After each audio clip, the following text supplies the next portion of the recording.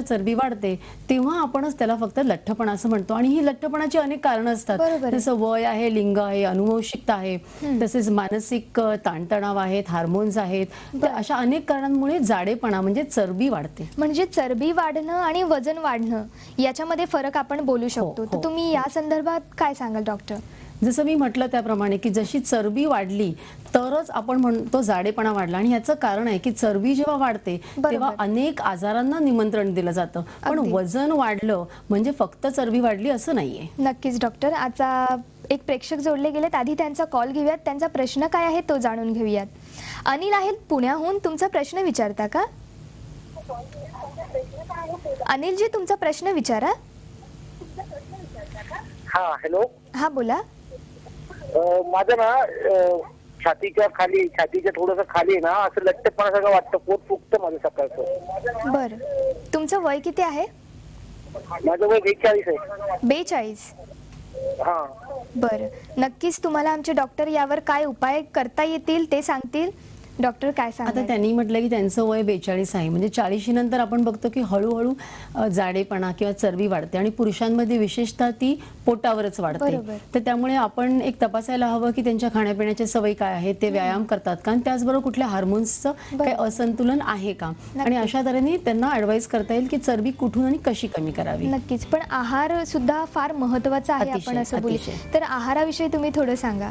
आहार हा सर्वात महत्त्वाचा आहे, कारण आपण जे उष्मांक खातो आणि आपल्या शरीराला किती गरज आहे त्याच्यापेक्षा जास्त खाल्ले गेले तर हळूहळू त्याचं चरबीमध्ये रूपांतर होतं. आणि म्हणून डाएट आपण ज्याला म्हणतो म्हणजे किती खावं, किती प्रमाणात खावं, किती वेळा दिवसभरात खावं, ह्याच्यावर पूर्णतः आपण चरबी किती प्रमाणात आपली वाढते ते पूर्णतः अवलंबून आहे. आणि अशा वेळेला जो आपण आहार घेतो म्हणजे ज्याला संतुलित आहार असं म्हणतात, म्हणजे आहारामध्ये किती प्रोटीन्स असावेत, कार्बोहायड्रेट्स असावेत, फळं भाज्या कशा असाव्यात, हे फार महत्त्वाचं आहे. म्हणजे रोजच्या जेवणाचं जे एक नियमन आहे, नियम पद्धती आहेत त्या बाळगल्या पाहिजेत. अतिशय. तर डॉक्टर, याचे काय दुष्परिणाम होऊ शकतील? लठ्ठपणा तर आहे आणि वजन, उंची यानुसार सुद्धा लठ्ठपणा जर वाढला तर त्यावर म्हणजे काय उपचार पद्धती आहेत, काय परिणाम होऊ शकतात ते तुम्ही सांगा. लठ्ठपणा हा एक आता रोग म्हणून म्हटला जातो आणि साधारणतः जगामध्ये मृत्यूचं ते एक प्रमुख कारण समजलं जातं.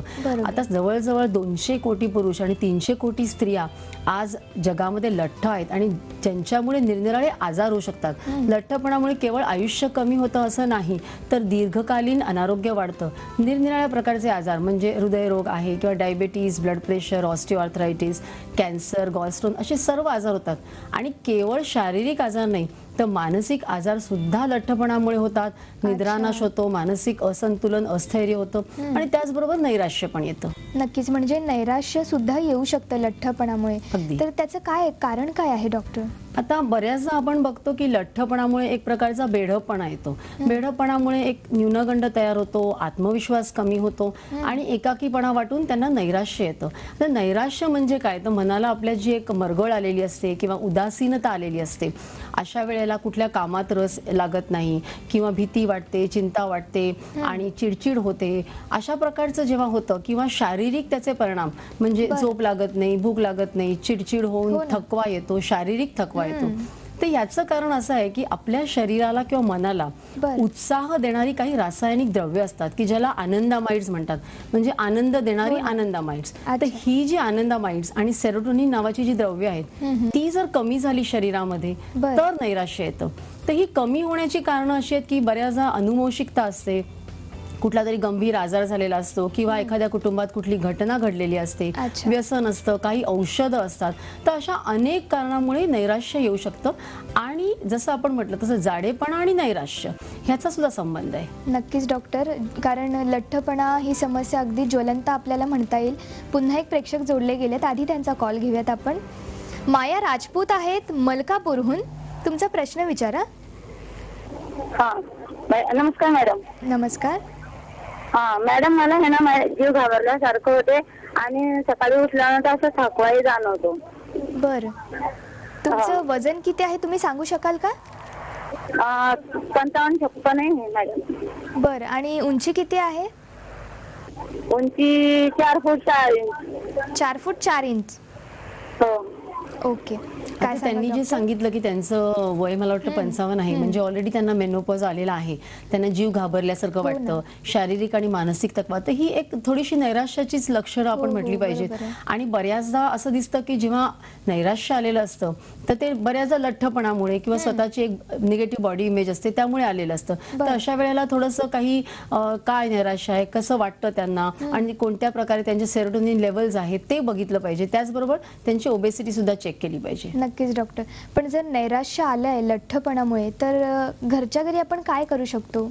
नाही, लठ्ठपणा आणि नैराश्य हे जर एकत्र असेल तर जसं मी म्हटलं त्याप्रमाणे तर एकत्र असण्याची अनेक कारणं आहेत, ज्याच्यामध्ये अनुवंशिकता हे पण कारण आहे. तर प्रथमतः आपण कुटुंबामध्ये असं कोणाला आहे का ते चेक करणं गरजेचं आहे. आणि लठ्ठपणा आणि नैराश्य दोन्हीवर उपचार घेणं जरुरीचं आहे. नक्कीच डॉक्टर. पण घरच्या घरी जर आपण काही उपचार पद्धती जर अवेलेबल नसतातच, म्हणजे अगदी त्वरित उपाय आपल्याला जर पाहिजे असेल तर तुम्ही काय उपचार पद्धती सांगू शकाल डॉक्टर? जर लठ्ठपणा आणि नैराश्य जर एकत्र असेल तर प्रथम आपण बघितलं पाहिजे की लठ्ठपणा हा आधी आला आणि त्याच्यामुळे निराश व्हायला झालं आणि मग नैराश्य आलं की हळूहळू डिप्रेशन आलं. डिप्रेशनमुळे आपल्याला खावंसं वाटणं, ज्याला आपण बिंज इटिंग म्हणतो, की सतत थकवा येणं आणि एक अभावात्मक नकारात्मक विचार येणं, त्यामुळे आपण चुकीचं खातो, चॉकलेट्स, आईस्क्रीम अशा गोष्टी खायला जातात बरं वाटावं म्हणून. आणि मग त्यामुळे जर लठ्ठपणा येत असेल तर प्रथम काय होतं, प्रथम नैराश्य आलं की प्रथम लठ्ठपणा हे बघितलं पाहिजे. अशा वेळेला जेव्हा लठ्ठपणा आणि नैराश्य दोन्ही एकत्र दिसतं त्या दोन्हीवर उपचार करणं जरूर आहे. लठ्ठपणावर पण उपचार केले पाहिजेत आणि नैराश्यावर पण उपचार करायला हवेत. नक्कीच डॉक्टर, तुम्ही खूप उपयुक्त अशा माहिती देतायत, टिप्स सुद्धा देतायत आमच्या प्रेक्षकांना. पुन्हा एक प्रेक्षक जोडले गेलेत आपल्या बरोबर. रचना आहेत नाशिकहून, तुमचा प्रश्न विचारा. हॅलो. हा बोला. रचनाजी बोला, तुम्ही प्रश्न विचारा तुमचा. माझं वय तुमच्या टीव्हीचा आवाज कमी करा आणि सलग प्रश्न विचारा आम्हाला. हॅलो. हा बोला. हॅलो. बोला, प्रश्न विचारा तुमचा. टीव्हीचा आवाज तुम्ही आधी कमी करा आणि सलग प्रश्न विचारा तुमचा. माझं वय 16 आहे. हा बोला. माझं वय 16 आहे पण वजन 61 आहे माझं. बरं. तर ते कमी करण्यासाठी काय करू मी? नक्कीच डॉक्टर. आता यांचं वय 16 आहे आणि त्यांचं वजन 61 आहे, म्हणजे आता उंची आपल्याला कळलेली नाहीये परंतु वजन तर जास्त आहे. अशा वेळेला आणि ह्या वयामध्ये विशेषतः 16व्या वर्षी स्वतःला सुंदर दिसणं, आपण बेडप न दिसणं हे फार महत्वाचं असतं. आणि हे जर झालं नाही तर एक निगेटिव्ह बॉडी इमेज तयार होऊन त्यांना डिप्रेशन येण्याचे चान्सेस जास्त असतात. अशा वेळेला वजन कमी करण्यासाठी प्रथमतः मुख्य म्हणजे आहार व्यवस्थित घेतला पाहिजे आणि त्याचबरोबर नियमित व्यायाम सुद्धा करायला हवा त्यांनी. बरं. मग डॉक्टर, व्यायामाविषयी तुम्ही अजून काही सांगा आम्हाला.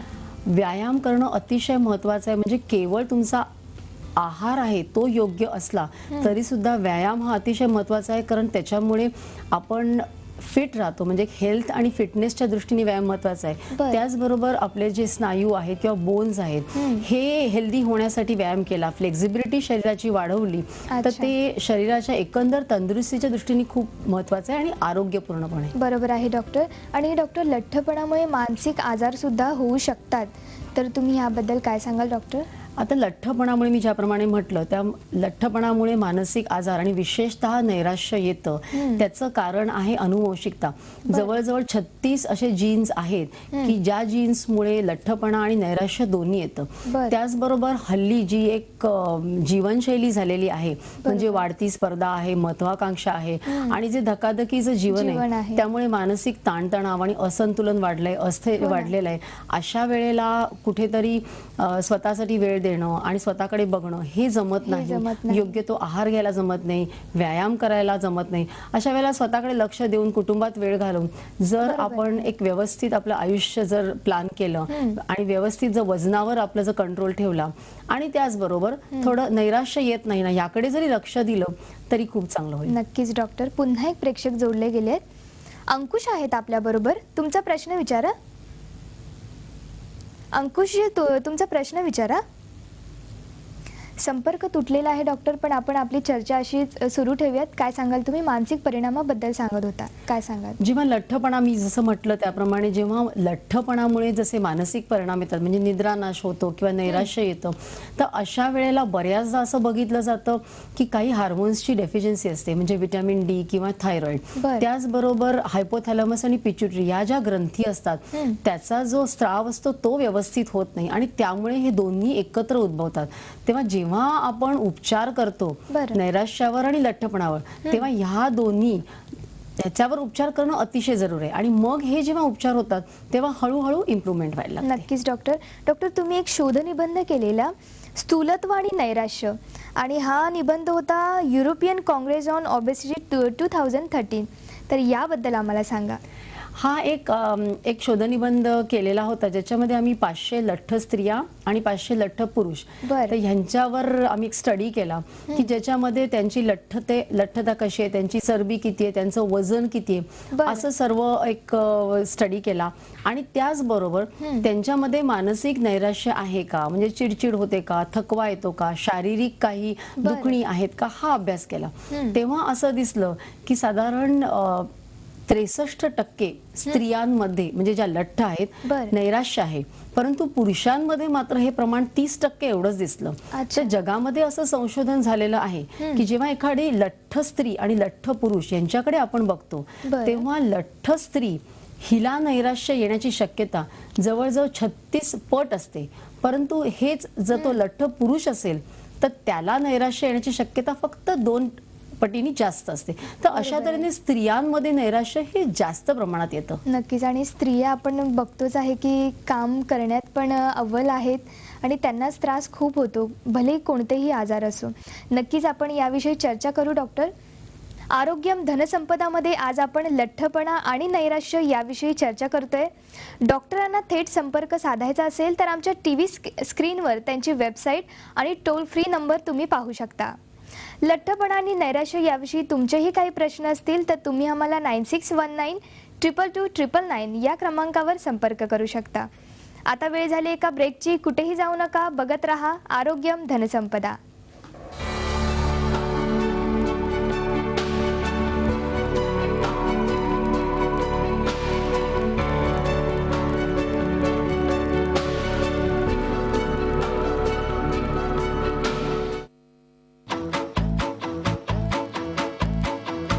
Test drive the Chevrolet Sail sedan or hatchback today and you could be one of the lucky families to fly to Las Vegas.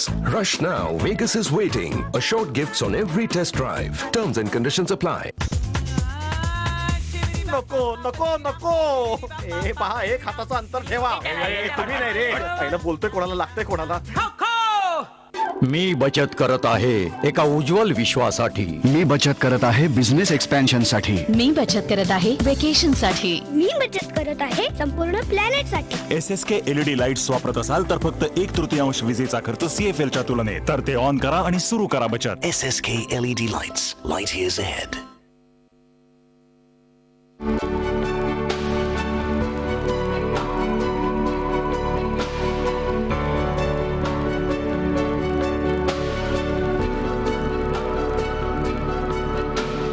आरोग्यम धनसंपदामध्ये तुमचं पुन्हा एकदा स्वागत. आज आपण लठ्ठपणा आणि नैराश्य याविषयी चर्चा करतोय आणि आपल्या सोबत आहे डॉक्टर मंजिरी पुराणिक. डॉक्टर, आपण शोध निबंधाविषयी तुम्ही सांगत होता, काय सांगाल डॉक्टर? जसं मी म्हटलं त्याप्रमाणे जेव्हा लठ्ठपणा स्त्रिया आणि पुरुषांमध्ये असतो तेव्हा स्त्रियांमध्ये नैराश्याचं प्रमाण जवळजवळ 36 पटीने असतं आणि पुरुषांमध्ये मात्र 2 पटीने असतं. तर ह्याचं कारण काय आहे हे जेव्हा बघितलं तेव्हा त्याच्यामध्ये अनेक कारणं होती. एक तर अनुवंशिकतेमुळेच स्त्रियांमध्ये नैराश्याचं जास्त प्रमाण असतं. त्याचबरोबर स्त्रियांना एक वेगळे मानसिक ताणतणाव असतात, त्यांच्यामध्ये जे हार्मोन्सची कमी जास्त होत असतात, असंतुलन असतं आणि कुटुंबामधले कधी काही घटना असतात किंवा त्यांच्यावर ज्या जबाबदाऱ्या असतात त्यामुळे त्यांना नैराश्य येण्याची किंवा थोडंसं मानसिक अस्थैर्य वाढण्याची आणि त्याचबरोबर जाडेपणामुळे आता सगळीकडे जे झिरो साईजचं फॅड वाढतंय हो ना. त्यामुळे एक असं वाटतं की आपण काहीतरी कमी दिसतोय किंवा हो. आत्मविश्वास कमी होतो, न्यूनगंड येतो बरोबर. आणि म्हणून स्त्रियांमध्ये डिप्रेशनचे प्रमाण खूप मोठ्या प्रमाणात दिसून येतं. नक्कीच डॉक्टर, कारण की तुम्ही जे काही सांगताय किंवा जी काही माहिती देताय ते अगदी सत्य आहे आपण म्हणू शकतो, कारण की महिलांमध्ये हा प्रॉब्लेम खूपच आहे. दुसरा एक प्रश्न घेऊया डॉक्टर, की लठ्ठपणा आणि नैराश्य याचं एकत्रित आपण काय बोलू शकतो, काय परिणाम होऊ शकतात याचे? आता लठ्ठपणा आणि नैराश्य हे जसं मी म्हटलं की बऱ्याचदा हे एकत्र दिसतं, पण लठ्ठपणामुळे जसं नैराश्य येतं कारण बेडपतामुळे, तसंच नैराश्यामुळे सुद्धा लठ्ठपणा येतो. तर अशा वेळेला प्रथम काय आहे ते समजून घेतलं पाहिजे. आणि अनुवंशिकता जेव्हा असते तेव्हा बऱ्याचदा आपला सुद्धा प्रथम कुठली आपण उपचार करावेत हे कळत नाही. अशा वेळेला दोन्हीवर एकत्र उपचार करणं हे फार महत्त्वाचं आहे. त्याचबरोबर मी म्हटलं त्याप्रमाणे व्हिटॅमिन डी डेफिशियन्सी, थायरॉइड किंवा हायपोथायरॉइड यांचा पण याच्यावर उपचार करायला पाहिजे. आणि थोडा जीवनशैलीतला बदल, मानसिक ताणतणाव कमी करणं हे जर साध्य केलं तर दोन्ही बऱ्याच प्रमाणात कमी होऊ शकतं. नक्कीच डॉक्टर, आपल्याला पण खूप लांबून फोन येत आहेत. आपण प्रेक्षकांचा कॉल घेऊया, त्यांचा प्रश्न काय आहे तो जाणून घेऊया. हर्षल आहे गडचिरोलीवरून, तुमचा प्रश्न विचारा. हर्षलजी तुमचा प्रश्न विचारा. हा हॅलो, ऍक्च्युली माझं मी 16 वर्षाची आहे आणि माझं वजन 58 किलो आहे आणि मला थायरॉइडचा सुद्धा प्रॉब्लेम आहे. मला श्वास घेताना फार प्रॉब्लेम होतोय. बरं, नक्कीच तुम्हाला डॉक्टर यावर उपचार काय आहेत ते सांगतील. डॉक्टर तिचं वय आहे 16, म्हणजे ही अतिशय तरुण आहे आणि तिच्या मनात अनेक आशा आकांक्षा आहे, सुंदर दिसण्याचं स्वप्न आहे. पण त्याचबरोबर थायरॉइडचा प्रॉब्लेम आहे. थायरॉइडमुळे पूर्ण शरीराचा मेटाबॉलिझम कमी होतो, थोडंसं नैराश्याकडे मन झुकायला लागतं. तर हिचं वजन कमी करणं अतिशय महत्त्वाचं आहे आणि त्यासाठी सर्वप्रथम या वयामध्ये योग्य तो आहार घेतला पाहिजे, नियमित व्यायाम करायला हवा. त्याचबरोबर थायरॉइड किती कमी आहे तर त्याच्यावर उपचार करून घ्यायला हवेत. नक्कीच डॉक्टर, पण आहाराविषयी तुम्ही आम्हाला अजून काही सांगा की जेणेकरून प्रेक्षक सुद्धा तुमच्या काही टिप्स आहेत त्या बघतील आणि त्या फॉलो करतील. काय सांगाल डॉक्टर? आहार जसं मी म्हटलं त्याप्रमाणे अतिशय महत्त्वाचा आहे. सर्वप्रथम अतिशय महत्त्वाचं म्हणजे पाणी भरपूर प्यायलं गेलं पाहिजे आणि तुम्ही काय खाता ह्याला तर महत्त्व आहेच. फास्ट फूड, कोल्ड ड्रिंक्स आणि जंक फूड, पिझ्झा हे तर पूर्णतः वर्ज्य करायला हवं. त्याचबरोबर हेल्दी फूड आपण जास्तीत जास्त खाल्ली पाहिजेत. दिवसभरामध्ये आपण किती वेळा खातो हे महत्त्वाचं आहे, पण त्याचबरोबर आपण काय खातो हे महत्त्वाचं आहे. आपल्या प्रत्येक जेवणामध्ये प्रोटीन्स, कार्बोहायड्रेट्स किंवा फळं, भाज्या ह्याचा समावेश व्हायलाच हवा. हिरव्या भाज्या फार महत्त्वाच्या आहेत. बऱ्याचदा तरुण मुलामुलींमध्ये निरनिराळ्या फॅट्समुळे, कमी खाल्ल्यामुळे व्हिटॅमिन्सची डेफिशियन्सीज निर्माण होतात, तर ते आपल्याला थोडंसं अवॉइड करायला हवं. आणि बऱ्याचदा असं दिसतं की लठ्ठपणा हा काय निरनिराळ्या प्रकारची डाएट्स करून वगैरे वजन कमी करतात. पण हे जे वजन कमी झालेलं आहे ते तर कमी होतच, परंतु ते आपण तसंच सतत ठेवणं, सातत्याने सतत एक वेगळ्या प्रकारची जीवनशैली अनुसरणं ते महत्त्वाचं आहे. वजन कमी करणं जितकं महत्त्वाचं आहे तितकंच ते तेवढं राखणं हे अतिशय जिकिरीचं आहे. आणि त्यासाठी तुम्हाला योग्य तो नियमित व्यायाम करणं आणि योग्य तो आहार घेणं हे फार महत्त्वाचं आहे. अगदी अगदी बरोबर बोलताय तुम्ही डॉक्टर. पुन्हा एक प्रेक्षक जोडले गेलेत आपल्या बरोबर. मनोज आहेत बुलढाण्याहून, तुमचा प्रश्न विचारा. मनोजजी तुमचा प्रश्न विचारा. नमस्कार मॅडम. हा बोला. हा मॅडम, माझं वजन वाढलेलं आहे आणि मला पायाला तकलीफ होते चालताना आणि थकावट वाटते. बरं, वय किती आहे तुमचं? माझं वय 39. 39. हा मॅडम. नक्कीच. आता वजन बऱ्याचदा कसं होतं, हे वजन वाढणं आणि थकवा येणं हे 2-3 गोष्टींमुळे येऊ शकतं. वजन वाढल्यावर एकतर जेवढं तुमचं वजन वाढतं तेवढं तुमच्या हृदयावर पण प्रेशर येतं आणि सांधेदुखी वाढायला लागते. त्यामुळे तुमच्या ह्याच्याने व्यायाम होत नाही. व्यायाम झाला नाही की तुमचा फिटनेस लेवल्स कमी होतात आणि बऱ्याचदा पोट जर खूप वाढलेलं असलं तरी पोटाचं वर प्रेशर येऊन त्यांना दम लागू शकतो आणि थकवा येतो. तर अशा वेळेला वजन कमी करणं, विशेषतः पोटावरची चरबी कमी करणं हे गरजेचं आहे, ज्यामुळे त्यांना जो दम लागतो तो कमी होईल. नक्कीच डॉक्टर. डॉक्टर, मला एक प्रश्न नेहमीच सतावतो की बाहेर असे लठ्ठपणावर बरेच औषधं सुद्धा विकले जातात, तर ते कितपत घेणं योग्य आहे? लठ्ठपणावर जे आपण जसं तुम्ही म्हणालात की बाहेर औषधं घेतली जातात किंवा एक आठवड्यामध्ये हे तेल लावलं की इतके इंच कमी, तर ते बऱ्याच प्रमाणात शास्त्रीय पद्धतीने केलेलं नसतं. पण असं कुठलंच औषध नाही की ज्याच्यामुळे चरबी वितळवली जाते. तेव्हा जर वजन कमी करायचं असेल किंवा चरबी कमी करायची असेल तर अशा प्रकारे कुठलंही जे अनसायंटिफिक आहे किंवा अशास्त्रीय आहे असं करू नये, कारण त्याचे दुष्परिणाम जास्त होतात.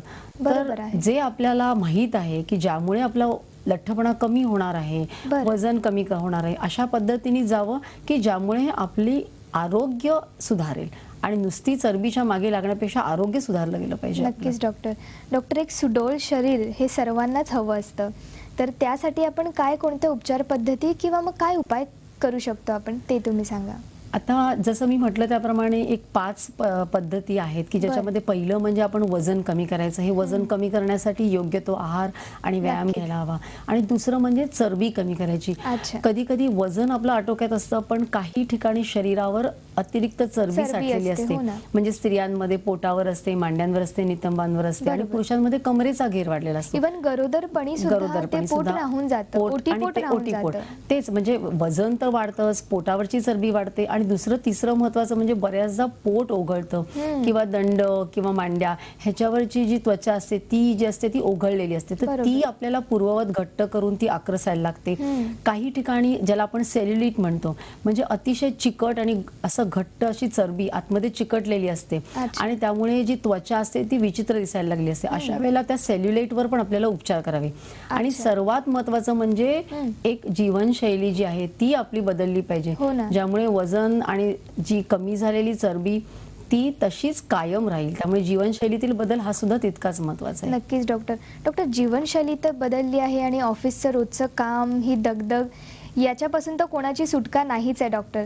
तर मग अशा वेळी आपण घरगुती काय उपचार पद्धती किंवा आपला आहार, तर आपण बोलतोच आहे की आहार कसा असला पाहिजे, पण त्याही व्यतिरिक्त आपण कसं राहावं, मेन हा पॉइंट आहे की कसं राहावं, कसं आपण आहाराविषयी कसं म्हणजे लक्ष कसं द्यावं, त्या संबंधी तुम्ही आम्हाला अधिक माहिती द्या की जेणेकरून प्रेक्षक सुद्धा काही टिप्स लिहून घेतील.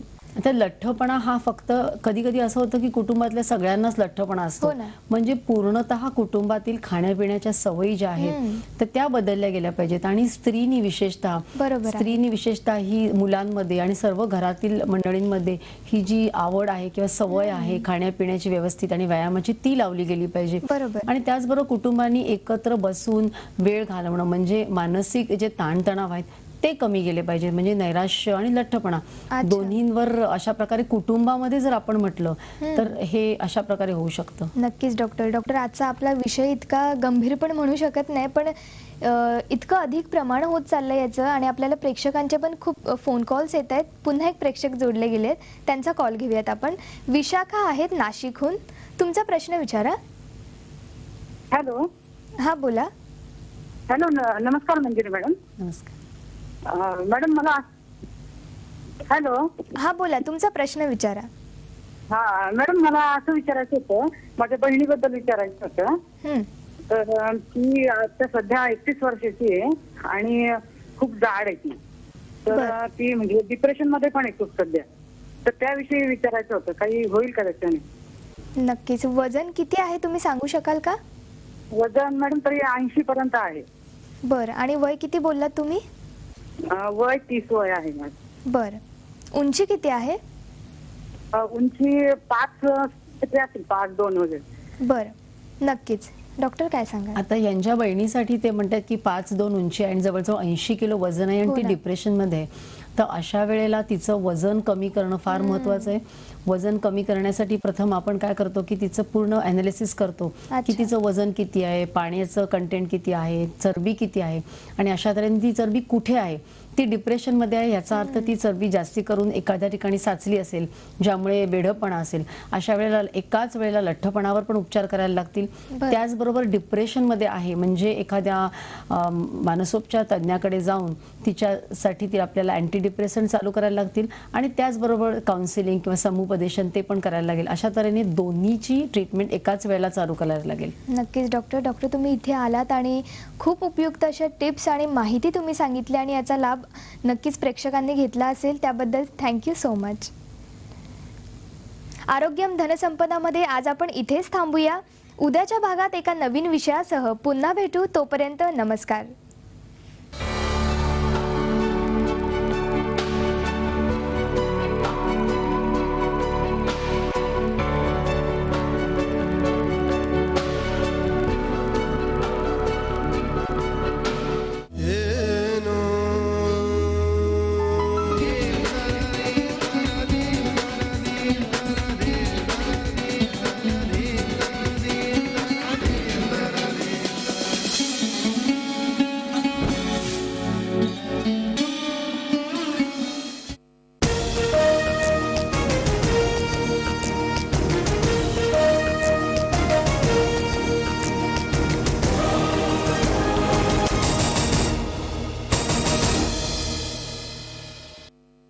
दिन मेरे को एक मौका मिलेगा ना, मैं स्क्रीन फाड़ के रख दूंगी। I like your confidence.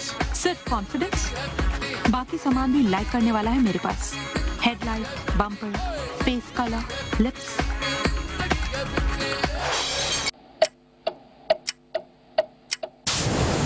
Sachin Pilgaonkar यांची तू कन्या आहेस आणि एकुलती एक, जसं तुझा पहिला चित्रपट, आणि हे पप्पांनीच ठेवलं असेल नाव मला असं वाटतं. ऑफकोर्स.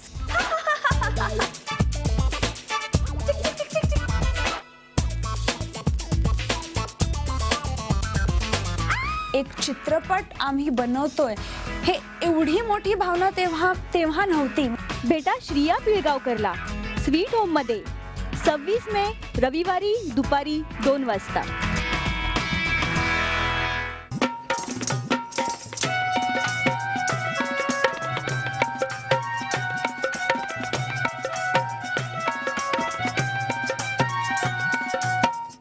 फायनल मध्ये कोण करणार पहिल्यांदा बॅटिंग, बॅटिंग वर कशी होणार बेटिंग, फायनलची फिक्सिंग, सगळ्यात मोठा खुलासा फक्त TV9 वर. मंडळी, आता तक्रार कोणाला सांगायची? अहो, तक्रार मला सांगायची तुमच्या हक्काच्या मराठी माणसाला. तुमची तक्रार असो सोशल, पॉलिटिकल किंवा कॉन्ट्रोवर्शियल, अहो मी आज सवाट्यावर मांडतो ना. मला बिनधास्त सांगायची. दादा बघा मग कसा चुवा करतो म्या. मला भेटायचं कुठं? तुमच्या लाडक्या कार्यक्रमात, ज्याचं नाव आहे 2 आणा, पण पुढे मानामध्ये बुधवारी दुपारी 2:30 वाजता आणि शनिवारी संध्याकाळी 7:30 वाजता तुमच्या लाडक्या TV9 महाराष्ट्रावर. ये था विनोद. घर मिल जाते हैं, एक बच्चा मेरी गोद में डाल देते, मामा आ गए, पूरे मामा का ठेका हमने लिया हिंदुस्तान. था विनोद. जा बेटा, पापा को चाट ले, चूम ले, फाड़ दे पापा को. उठता विनोद. छोटा बच्चा है, इससे क्यों मार रहे हैं आप? छोटा बच्चा ऐसे 5 मिनट तुम्हारे साथ और गले लगा रहता ना, मेरे से ज्यादा जवान हो जाता ये. बसता विनोद. कलाकारों के भी पेट है, हमारी पेमेंट दे दो, भूखे मर रहे हैं. धरता विनोद. औषध मला झोप येईल मध्ये सर्कस कशी बघणार. सोडता विनोद. मैं हसून भाल. लोटपोट. सेची. Smile please.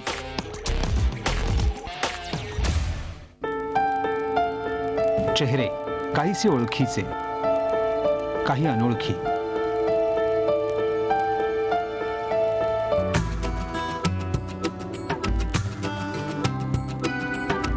काही आनंदानं बहरलेले,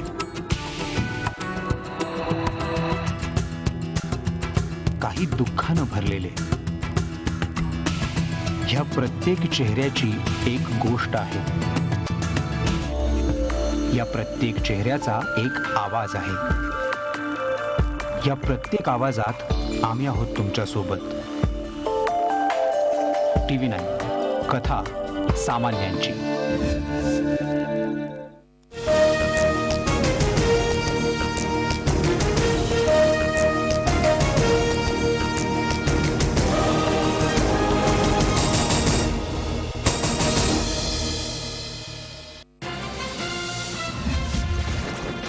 नाशिक जिल्हा मध्यवर्ती सहकारी बँकेचं संचालक मंडळ बरखास्त. भ्रष्टाचाराच्या आरोपामुळे कारवाई, प्रशासकांनी हाती घेतला कारभार. नाशिकच्या विल्होळीत खडी क्रशरमध्ये अडकून कामगाराचा मृत्यू, क्रशर सील केल्याचा जिल्हाधिकाऱ्यांचा दावा. फोल अधिकारी आणि ठेकेदारांची मिलीभगत.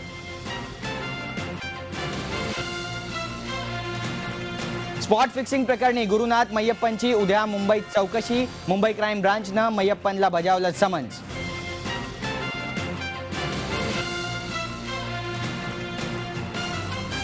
स्पॉट फिक्सिंग प्रकरण, IPLच्या दुसऱ्या टीममधील आणखी 3 भारतीय खेळाडूंचं बुकिंगशी कनेक्शन. दिल्ली पोलीस आयुक्त नीरज कुमारांचा दावा.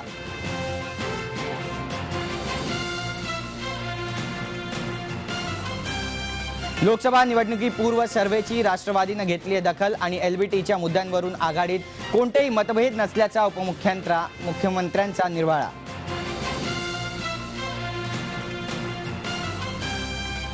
मराठवाडा होरपळतोय दुष्काळानं आणि नांदेड जिल्ह्यातल्या 2 आमदारांनी केली मुलींची धूमधडाक्यात लग्न. अंतापूरकर आणि बेट मोगरेकरांची उधळपट्टी, भोवण्याची चिन्ह.